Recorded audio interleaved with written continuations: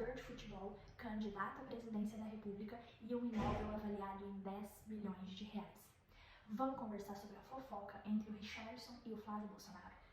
Se você ainda não conhece, eu sou Isadora Mello, advogada, especialista em direito imobiliário, e aqui nesse perfil a gente conversa sobre tudo o que você precisa saber sobre imóveis. Pessoal, tem gente que acha que só família e direito penal que dão entretenimento, mas não é não. O direito imobiliário tem os seus momentos e agora é um deles. A gente vai conversar sobre a fofoca envolvendo o Richarlison e o Flávio Bolsonaro na compra de um imóvel avaliado em 10 milhões de reais em Angra dos Reis. Pega o teu café e vamos embora.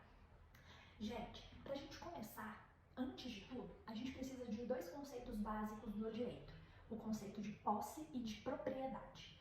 A propriedade é exercida quando eu compro um imóvel e registro a compra dele em meu nome. A propriedade acontece quando, por exemplo, eu alugo um imóvel e vou morar nele. Ele não é meu, mas eu estou usufruindo do bem, ok? Bom, partimos para o seguinte. O ano era 2020 e o Richarlison resolveu comprar uma mansão em Angra dos Reis. Ele comprou, realizou o pagamento e tomou a posse do imóvel. O seu assessor foi residir lá junto com a esposa, que estava grávida, né? E foram realizadas algumas reformas, tá? O próprio Richarlison diz que ele já gastou muito mais de 10 milhões com esse imóvel pela compra, reforma e também questões judiciais. E aí, o que aconteceu? Paralelo a este período, Flávio Bolsonaro, junto com seu amigo e advogado Willer Tomás, se eu não me engano, também estava interessado nesse bem e começou, inclusive, a fazer visitas e propostas de compra. Mas essas propostas não foram para frente porque o imóvel já havia sido vendido para o Richarlison. E aí, um tempo depois, o Richarlison recebeu uma determinação judicial, né, que dizia que era para o imóvel ser desocupado.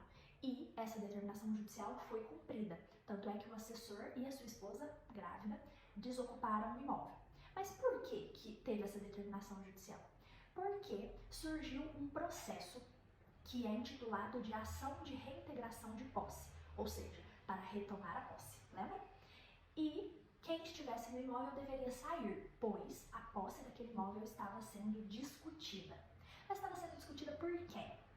Vocês lembram que eu falei para vocês que o Flávio Bolsonaro e o amigo dele, advogado, estavam ali, né, rondando o imóvel?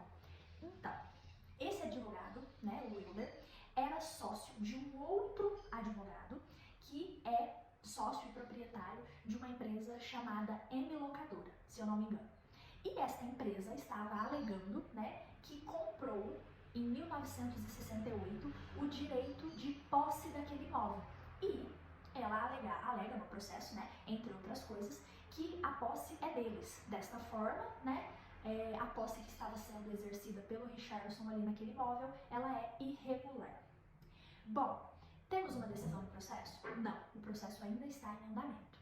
Mas, quando questionado sobre tudo isso, Flávio Bolsonaro alega que ele não é envolvido nessa situação e que ele não é parte no processo. Isso é verdade, ele não é parte. Ele é testemunha no processo. Mas a gente pode verificar aí que há uma questão de dúvida, porque em todas as oportunidades, né, como aconteceu ontem mesmo, o Richarlison menciona o Flávio Bolsonaro nessa história. O próprio jogador fez, né, uma republicação de um vídeo de uma colega advogada, na qual ela conta essa história, e o Richarlison marcou o Flávio Bolsonaro no post e disse também que já gastou muito mais de 10 milhões nesse imóvel, incluindo despesas judiciais. Então, se ele tá ou se ele não tá envolvido, a gente não sabe, né? A questão ainda está sendo discutida judicialmente e quando tivermos uma sentença, a gente vai desvendar mais um pouco dessa história.